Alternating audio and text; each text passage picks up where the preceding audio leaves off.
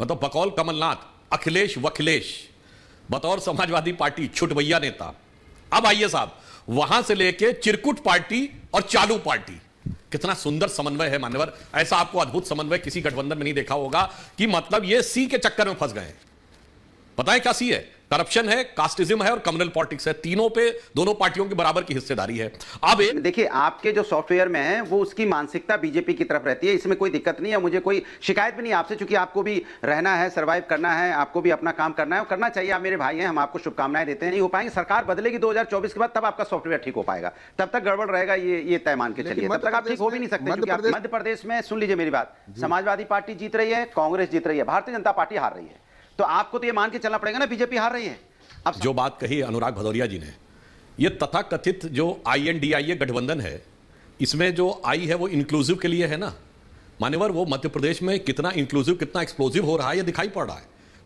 नमस्कार दोस्तों, स्वागत है आप सभी का। आप देख रहे हैं हिंदुस्तान पॉइंट ऑफ व्यू। दोस्तों, आज मैं जिस वीडियो पर रिएक्शन देने वाला हूं वो वीडियो है रिपब्लिक भारत यूट्यूब चैनल का। दोस्तों, आज की डिबेट होने वाली है बीजेपी के प्रवक्ता सुधांशु त्रिवेदी और समाजवादी पार्टी के प्रवक्ता अनुराग भदौरिया के बीच में। दोस्तों, जब एंकर ऐश्वर्य कपूर ने सपा प्रवक्ता अनुराग भदौरिया से पूछा कि अखिलेश यादव मध्य प्रदेश में कमलनाथ को क्यों गाली दे रहे हैं और सिर क्यों फटवा रहे हैं, क्या अब सैफई के समाजवादी मध्य प्रदेश में चुनाव लड़ने का सपना देख रहे हैं, तो दोस्तों ये अनुराग भदौरिया लगा लाइव डिबेट में जोर जोर से चिल्लाने और डिबेट को खराब करने की कोशिश करने लगा। तभी सुधांशु त्रिवेदी ने इस सैफई के अनुराग भदौरिया को धो डाला। दोस्तों, यदि आप चैनल पर नए हैं या चैनल को अभी तक सब्सक्राइब नहीं किया तो प्लीज चैनल को सब्सक्राइब किए बिना मत जाइएगा। तो चलिए हम लोग मेन वीडियो को स्टार्ट करते हैं। मैं अनुराग जी से पूछना चाह रहा हूं कि मेरा सॉफ्टवेयर अनुराग जी ठीक हुआ कि नहीं हुआ। अखिलेश जी ने तो बोल दिया कि कांग्रेस ठग पार्टी है।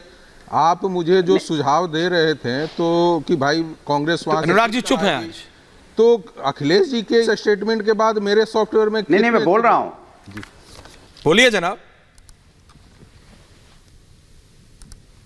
जी जी, अनुराग जी, अनुराग भदौरिया बोल रहे हैं।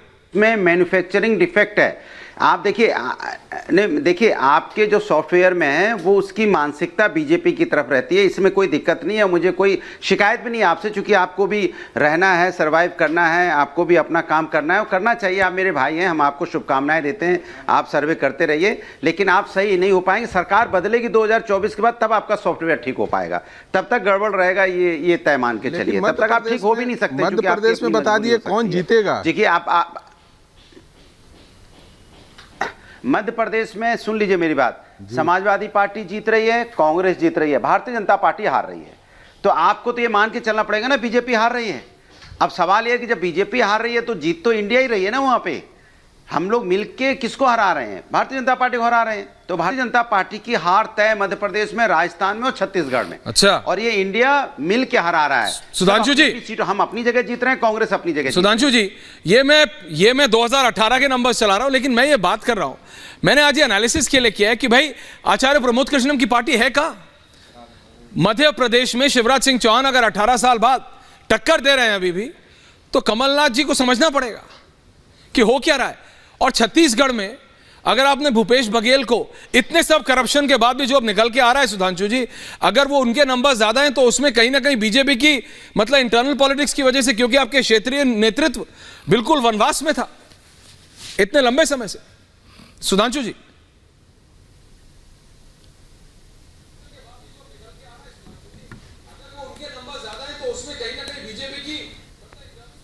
जी, क्षेत्रीय नेतृत्व बिल्कुल वनवास में था इतने लंबे समय से। सुधांशु जी, देखिए, अभी जो बात कही अनुराग भदौरिया जी ने, ये तथाकथित जो INDIA गठबंधन है, इसमें जो आई है वो इंक्लूसिव के लिए है ना मान्यवर। वो मध्य प्रदेश में कितना इंक्लूसिव, कितना एक्सप्लोसिव हो रहा है, ये दिखाई पड़ रहा है। मतलब बकौल कमलनाथ अखिलेश वखिलेश बतौर समाजवादी पार्टी छुटभैया नेता। अब आइए साहब, वहां से लेके चिरकुट पार्टी और चालू पार्टी, कितना सुंदर समन्वय है मान्यवर। ऐसा आपको अद्भुत समन्वय किसी गठबंधन में नहीं देखा होगा कि मतलब ये सी के चक्कर में फंस गए हैं। बताएं क्या सी है? करप्शन है, कास्टिज्म है और कम्युनल पॉलिटिक्स है। तीनों पे दोनों पार्टियों की बराबर की हिस्सेदारी है। अब एक दूसरे को चिरकुट और चालू कह रहे हैं, अब कोई और सी होता है वो एक दूसरे को न कहना शुरू कर दें, बस केवल इस बात की एक समस्या रह गई है। इसलिए मुझे दिखाई पड़ता है कि मोदी जी के विरोध में, उनके प्रति ईर्ष्या, उनके प्रति द्वेष से दग्ध होकर जो सिद्धांतहीन गठबंधन बनाया गया था वो पूरी विद्रूपता के साथ सामने आता हुआ दिखाई पड़ रहा है। और मध्य प्रदेश की जनता से इनका किसी प्रकार का कोई सरोकार नहीं है। हां, मैं ये जरूर कहना चाहूंगा कि ये विशेषण दोनों पे लागू होता है, क्योंकि बकौल कांग्रेस पार्टी मध्य प्रदेश में समाजवादी पार्टी चिरकुट पार्टी है, तो बकौल समाजवादी पार्टी उत्तर प्रदेश में कांग्रेस चिरकुट पार्टी है। तो अब इन दोनों को एक दूसरे के बारे में यह तय करना है कि उन्हें क्या करना है। वास्तविकता यह है कि जनता के बारे में जनता का मन एकदम साफ है। पिछले 20 वर्षों में विगत 1.5 वर्षों को छोड़ दिया जाए तो लगभग 18 वर्ष भारतीय जनता पार्टी की सरकार रही और मध्य प्रदेश विकास की जिन ऊंचाइयों पर पहुंचा है, मतलब मैं आपको याद दिलाना चाहता हूं, हमारी सरकार आने से पहले 44,000 किलोमीटर की सड़कें थी, छोटी बड़ी सब मिला के गांव की सड़कें मिला के अब 4,10,000 किलोमीटर की सड़कें हैं। जल संचयन में भारी परिवर्तन हुआ है, वाटर बॉडी कंजर्वेशन में। कृषि कर्मण पुरस्कार, बताइए उस समय फूड गेन पूल में कंट्रीब्यूशन बहुत कम था मध्य प्रदेश का, और अब सबसे ज्यादा कंट्रीब्यूट करने वाले राज्यों में हो गया है। इसलिए मैं कह रहा हूं कि यह बदलाव जो आया है वो साफ दिखाई पड़ता है। इसलिए इन लोगों के मन में जो भी फीलिंग हो, मगर जनता की मन की फीलिंग बहुत स्पष्ट है कि भारतीय जनता पार्टी एक फिर प्रबल जनादेश के साथ सत्ता में आने जा रही है। आचार्य जी, मैं आपसे पूछ रहा हूं, कमलनाथ जी एक वरिष्ठ नेता है, लेकिन कांग्रेस के अंदर भी उनको एक बड़े स्ट्रैटेजिस्ट के तौर पे देखा जाता है। रीना जी को भी ले आई आम आदमी पार्टी, क्योंकि रीना जी के नेता ने जाके छत्तीसगढ़ में कहा था कि भाई डेवलपमेंट मॉडल वो देंगे, और मध्य प्रदेश में भी इलेक्शन लड़ने की बात हुई थी। रीना जी बहरहाल कहां है आम आदमी पार्टी, देखते हैं। लेकिन आचार्य जी, मैं आपसे पूछ रहा हूं, कमलनाथ जी को एक बड़े स्ट्रैटेजिस्ट के तौर पर देखा जाता है कांग्रेस के अंदर भी, उनको पीपल्स लीडर के तौर पर नहीं देखा जाता, मास लीडर के तौर पे नहीं देखा जाता है। आपको सचमुच लगता है कि शिवराज सिंह चौहान को हरा पाएंगे और जो उनकी लाडली बहना पॉलिसी है उसको टक्कर दे पाएगी कांग्रेस?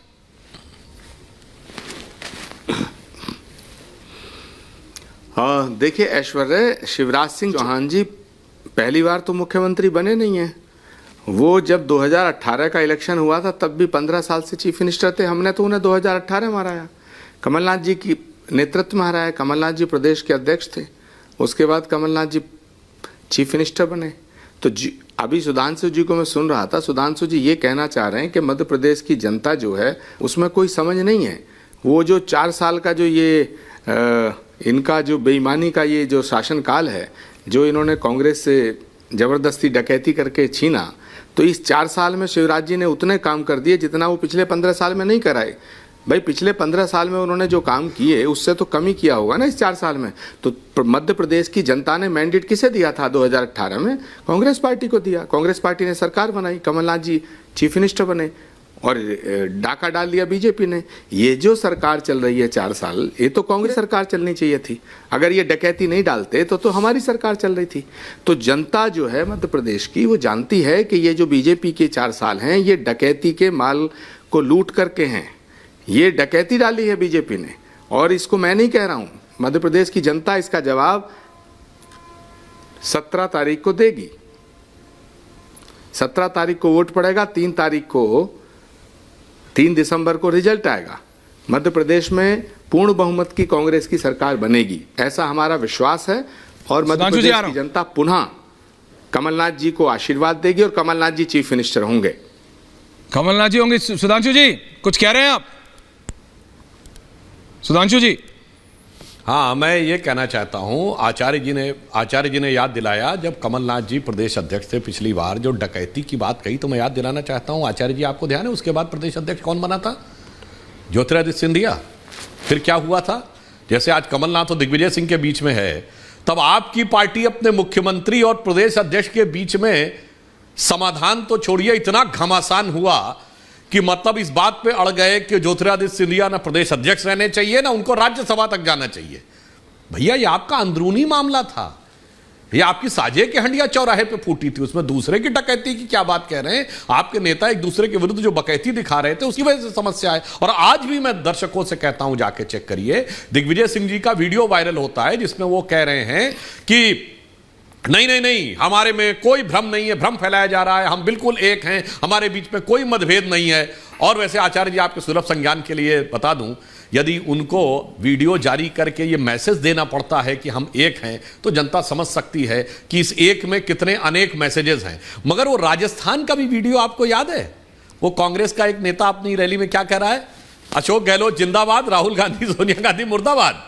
गजब का समन्वय है। फिर आप बाद में कहेंगे कि नहीं नहीं साहब, डकैती डाल दी, भाजपा ने लड़ा दिया। वो अरे भाई, अभी तो पूत के पांव पालने में दिख रहे हैं न, पहले अभी तो कुछ शुरुआत ही नहीं हुई है। इब्तिदाई इसका रोता है क्या, आगे आगे देखिए होता है क्या, और फिर दूसरों के ऊपर आरोप लगाता है क्या भाई।